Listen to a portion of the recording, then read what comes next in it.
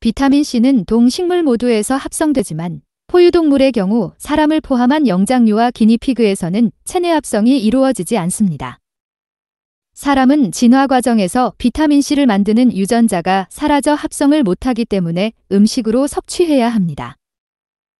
그렇지만 음식 섭취를 통해서 비타민C 메가요법을 하기는 현실적으로 불가능하기 때문에 별도의 보충제 형태로 섭취가 필요하게 되는데 자연 속에 존재하는 천연 비타민C와 화학 구조가 같다고 합니다. 비타민 E는 항산화 기능을 수행한 후 산화촉진제로 변화되어 인체의 독성을 나타내게 되는데 이때 비타민 C가 원래의 비타민 E로 재생시키는 역할을 함으로써 항산화제의 역작용을 해결해 줍니다. 항산화 기능을 수행한 후 라디칼로 변하지만 다른 항산화제와 달리 거의 독성이 없다고 합니다. 몸속에서 세포 대사를 촉진시켜 줍니다. 스트레스로 증가된 체내 활성산소를 효율적으로 제어해주며 콜레스테롤이 산화되는 것도 막아줍니다.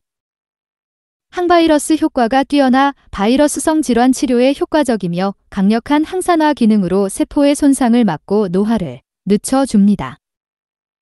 음식물 소화 과정에서 발생하는 발암성 물질을 억제함으로써 암을 예방하거나 발병을 늦추는 항암 효과가 있습니다. 위에서 헬리코박터 균의 병원성을 차단함으로써 위암을 예방해 줍니다.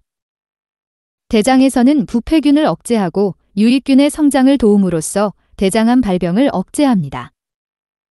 암세포의 에너지원을 차단하는 특성을 이용해 고용량 주사요법으로 항암 치료에 사용되기도 합니다.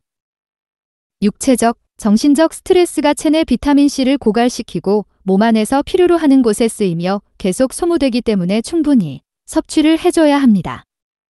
특히나 전반적 컨디션 저하가 느껴진다면 평상시보다 더 많은 양을 복용해야 하며 필요 이상의 양은 체외로 배출되게 됩니다. 항산화 기능 외에 조효소 역할을 합니다. 결합 조직에 많이 존재하는 콜라겐 합성 과정에서 조효소로서 중요한 역할을 합니다. 활성산소를 억제해 피로회복 효과가 뛰어납니다. 피로 물질 생성을 줄여줌으로써 피로회복 효과를 체감할 수 있습니다. 장에서 허용하는 이상을 복용하면 설사를 합니다. 따라서 자신에게 적합한 용량과 하루 복용 횟수를 찾기 위해 섭취 후 반응을 확인해 가며 점진적으로 섭취량을 올려야 합니다. 복용 후 6시간 정도 효과가 유지된다고 하고 이 시간보다 더 짧은 간격으로 복용하면 효과가 증대된다고 합니다. 속쓰림으로 섭취가 어려운 경우 저산증이 원인일 수 있으며 500mg 정도에서 시작하여 점진적으로 서서히 섭취량을 올리면 적응이 된다고 합니다. 또 다른 옵션으로 아스코브산에다가 칼슘이나 나트륨을 붙인 중성 비타민이 있다고 하며 속쓰림이 훨씬 줄어들지만 칼슘과 나트륨이 있기 때문에 하루 섭취량 제한이 필요하다고 합니다. 비타민 B나 효모 등 다른 보충제와 같이 섭취하면 더 효과가 좋다고 합니다. 메가도스 요법으로 섭취하는 양이 많을 때 정제 안에 들어가는 부형제 성분이 걱정될 수 있는데 몸에 흡수되지 않고 체외로 배출된다고 합니다.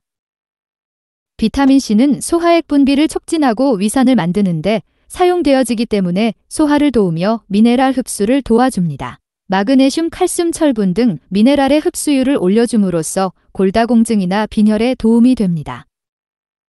강력한 항산화 기능으로 활성산소를 제거해 줌으로써 피부 노화를 막아줍니다. 건조하고 거친 피부를 개선해주고 멜라닌 색소 침착을 막아 기미와 주근깨를 줄여줌으로써 피부톤이 깨끗하고 맑아집니다.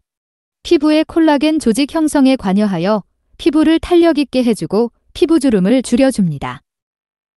이유 없이 가렵다거나 피부가 건조할 때 비타민C 부족이 원인일 수 있습니다. 상처 재생 과정에 관여하기 때문에 상처가 났을 때 예전보다 잘 아물지 않는다면 비타민C 부족을 의심해 봐야 합니다. 식이유황과 더불어 인체 내 결합 조직인 콜라겐 생성에 중요한 역할을 하기 때문에 비타민C가 부족하면 콜라겐 합성이 부실해집니다. 간세포가 활성산소에 의해서 파괴되는 것을 막아주기 때문에 간 건강을 위해서 반드시 섭취해야 합니다. 만성적인 간염, 바이러스성 간염에도 비타민C 메가도스가 효과적입니다. 결석에 대한 논란이 있는데 오히려 결석 제거에 효과적이라고도 합니다. 결석의 크기를 줄여주어 체외로 빠져나올 수 있게끔 하는 효과도 있다고 합니다. 그래도 결석이 걱정이 된다면 비타민 B6와 마그네슘, 비타민 K2를 함께 복용하면 결석이 생기는 기전을 차단할 수 있다고 합니다. 담석의 경우는 비타민C 복용과는 무관하다고 합니다. 감기 바이러스의 증식을 억제시키기 때문에 비타민C는 감기의 예방과 치료에 효과적입니다. 당뇨 증세가 있다면 반드시 적극적 섭취를 해야 합니다. 치매 예방에 매우 유익한 것으로 알려져 있는데 치매 환자의 뇌 속이나 혈중 비타민C 농도가 비슷한 연령대의 정상인들에 비해 현저히 낮다고 합니다. 비타민C가 모낭 구성에도 관여하기 때문에 탈모에도 효과를 볼 수 있습니다. 잇몸 건강, 치주 질환 치료에 효과적입니다. 대장 내 부패균을 억제하고 유익균의 성장을 도와줌으로써 건강한 대장 환경을 조성해 줍니다.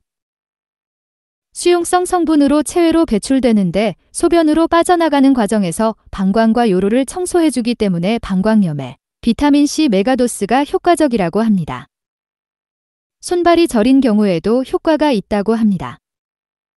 혈관 내 막혀있는 찌꺼기들을 청소해주고 탁하고 끈적한 혈액 상태를 개선해 주어 혈액 순환을 도와줍니다. 모세혈관의 벽도 튼튼하게 해줍니다. 고혈압, 고혈당, 활성산소 등으로 인한 혈관 손상 질환을 예방하고 치료해줍니다.